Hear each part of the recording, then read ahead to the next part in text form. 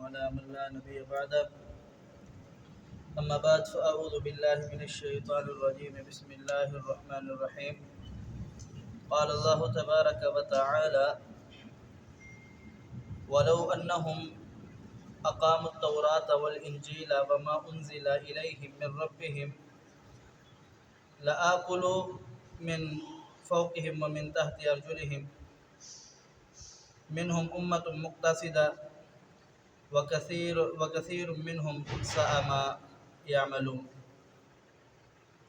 قل يا أهل الكتاب لستم على شيء حتى تقيموا التوراة والإنجيل وما أنزل إليكم من ربكم وليزيدن كثيرا منهم وما أنزل إليك من ربك طغيانا وكفرا فلا تأس على القوم الكافرين.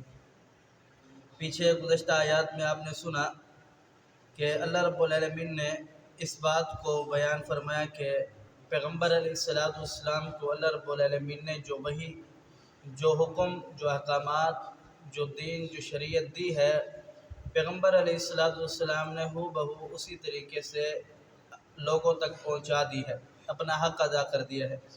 یہی وجہ ہے کہ جب رسول اللہ صلی اللہ علیہ وسلم حجۃ الوداع کے موقع پر پیارے حبیب پیغمبر علیہ السلام نے لگ بھگ 1.25 لاکھ صحابہ کرام کا مجمع تھا، آپ نے یہ سوال کیا کہ کیا جو میرے رب نے مجھے دین دیا تھا میں نے وہ آپ تک پہنچا دیا؟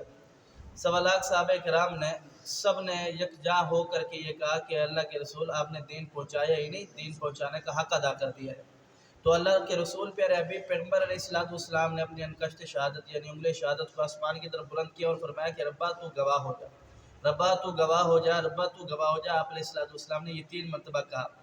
اب اس کے بعد کچھ لوگ یہ کہنے لگے کہ پیغمبر علیہ السلام کتاب اللہ میں سے کتاب اللہ کا کچھ مخصوص حصہ جو اہل بیت کو دے کر کے گئے ہیں باقی لوگوں کو نہیں بتلایا.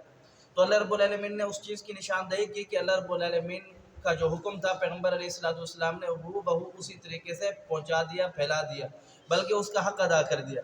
اب اللہ رب العالمین بیان یہ فرما رہے ہیں کہ قل یا اہل الکتاب لستم علی شیء حتی تقیموا التوراۃ والانجیل وما انزل الیکم من ربکم.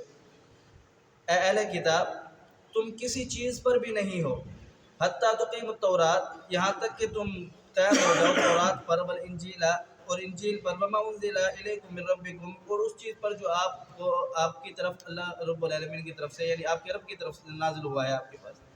تو اس کو بیان کرنے کا مقصد یہ ہے، مفسرین نے لکھا ہے کہ یہود و نصارہ یہ کہا کرتے تھے کہ ہم اہل کتاب ہیں، ہم کتاب کو ماننے والے ہیں. یہودیوں سے کہا کہ رسول اللہ صلی اللہ علیہ وسلم نے آپ دعوت لے آؤ، دعوت دین لے آؤ، اللہ رب العالمین پر ایمان لے آؤ، اللہ رب العالمین کی نازل ہونے والی شریعت پر ایمان لے کر کے آؤ.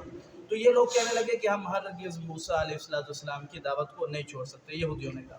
جب عیسائیوں کو دعوت دی تو عیسائیوں نے کہا کہ ہم عیسیٰ علیہ السلام کے طریقے کو نہیں چھوڑ سکتے. تو اللہ رب العالمین بیان فرما رہا ہے کہ تم نہ عیسیٰ علیہ السلام کے طریقے پر ہو، نہ موسیٰ علیہ السلام کے طریقے پر ہو، یعنی نہ تم تورات پر ہو نہ تم انجیل پر ہو. اگر تم تورات اور انجیل کو مانتے ہوتے تو پھر تورات اور انجیل کے اندر میں نے پیارے حبیب پیغمبر علیہ السلام کے اوصاف، کمالات، معجزات کو بیان فرمایا ہے، تم اس کو کیوں نہیں مانتے؟ تم اس کو بھی مانتے، پیغمبر علیہ السلام پر ایمان لے کر کے آتے.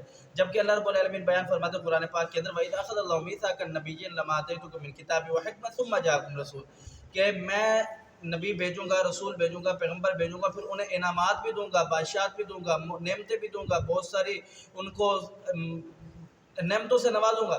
لیکن ثم جاءکم رسول، پھر جب میرا رسول آئے گا تو پھر آپ کو اپنی بادشاہت، نبوت، رسالت ہر چیز چھوڑ کر کے میرے نبی محمد رسول اللہ صلی اللہ علیہ وسلم کی اتباع اور پیروی کرنی پڑے گی. تو جب پیغمبر علیہ السلام آئے تو آپ کی کتاب کے اندر یہ اوصاف بھی تھی، تو آپ نے اس کو تو نہیں مانا، تو پھر آپ کون سی موسیٰ علیہ السلام کی شریعت یا عیسیٰ علیہ السلام کی شریعت کو ماننے والے ہیں؟ آپ ہرگز نہ تورات پر ہے، نہ انجیل پر ہے، نہ یہ آپ کا ایمان ہے، نہ یہ دینداری ہے، یہ صرف محض آپ کی خواہش ہے. آگے رب تعالیٰ فرماتا ہے کہ وَلَيَزِيدَنَّ كَثِيرًا مِّنْهُمْ مَا أُنزِلَ إِلَيْكَ مِن رَّبِّكَ طُغْيَانًا وَكُفْرًا.